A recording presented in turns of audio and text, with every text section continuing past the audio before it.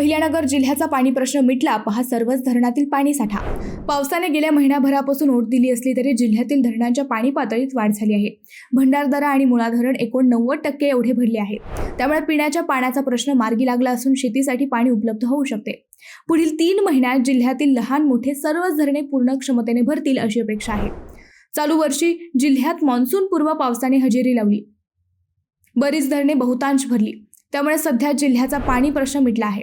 दरम्यान परतीचा मान्सून जिल्ह्यात मोठ्या प्रमाणात पडतो असा आजवरचा अनुभव आहे।